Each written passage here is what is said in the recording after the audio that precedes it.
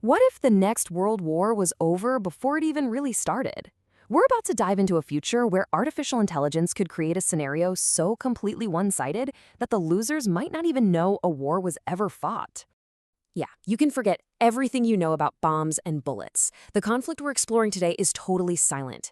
It's a war fought through a series of, unfortunate accidents and unexplained hardware failures that could literally decide the fate of our species without a single shot ever being fired.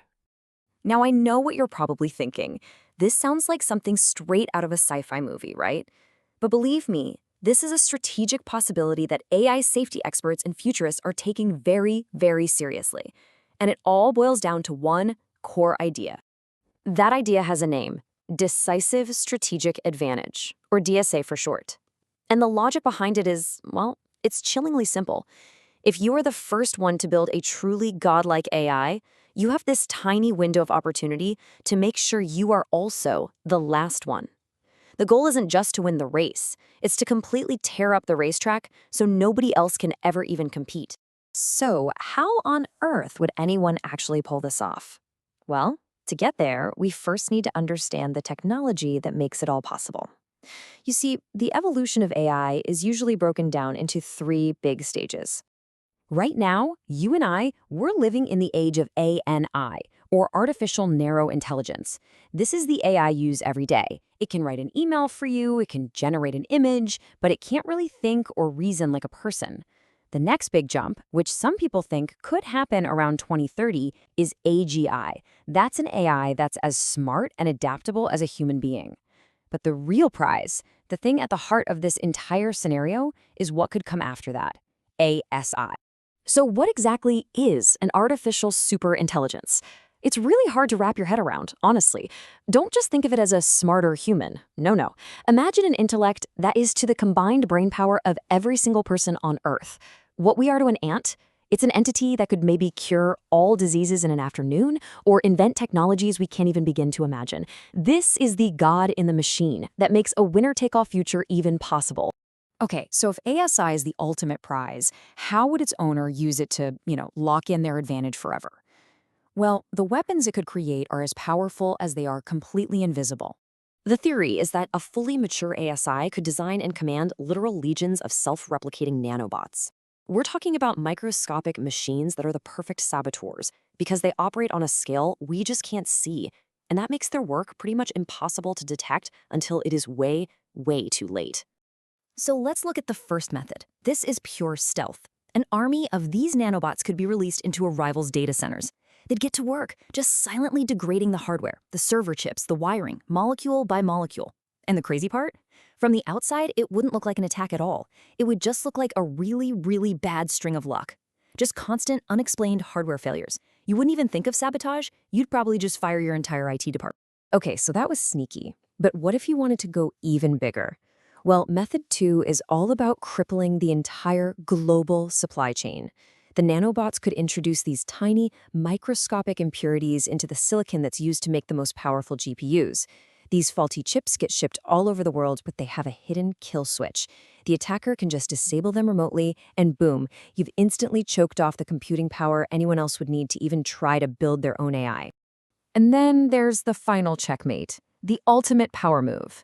Nanobots could be used to slowly corrode a nation's power grid, or even install microscopic switches in the control systems. Basically, the attacker gets a hidden off switch for their rival's entire country. I mean, the race to build AI is pretty much over if you can't even turn on your computers. All right, so the how is absolutely terrifyingly effective. But the truly chilling question is, why? Why would the first group to create ASI immediately want to sabotage everybody else? The motive, disturbingly, is actually pretty rational. It comes down to a concept from the philosopher Nick Bostrom, something he calls a singleton.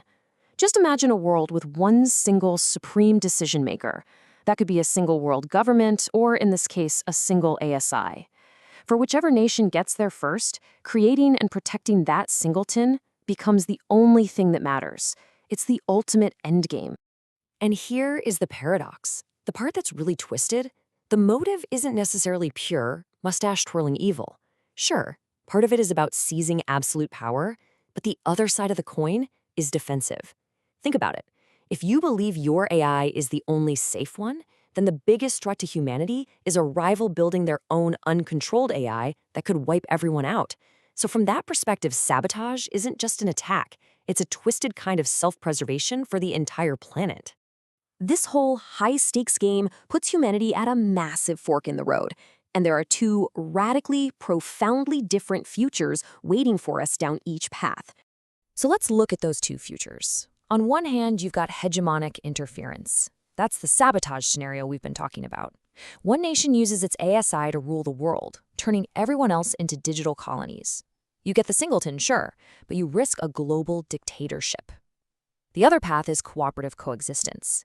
Here, AI development is more decentralized. The big danger isn't one dictator, but the potential for conflict between multiple competing ASIs. It's like a new digital Cold War, with the risk of mutually assured destruction. So, I know, nanobots and superintelligence, it all feels like it belongs in a very distant future. But here's the thing. The logic of this winner-take-all scenario brings the consequences crashing right into today. The simple, brutal truth of this situation is this. If the game is winner-take-all, there is absolutely no prize for second place. If the first ASI to come online is hostile or even just aggressively protective of its own existence, then coming in second doesn't get you a silver medal. It just makes you a potential threat that the winner has every reason to eliminate before you even get to the starting line. And that is exactly why this isn't just a problem for the year 2040. When you hear about the chip wars in the news or you read about AI nationalism, these aren't just economic squabbles. They're the opening moves in this exact game. Nations are already jockeying for position to be the one to take that first, decisive, world-altering step. Which leaves all of us with one final, unavoidable question. In a race to build a god, a race where the winner can literally rewrite the rules of existence, what happens if you come in second?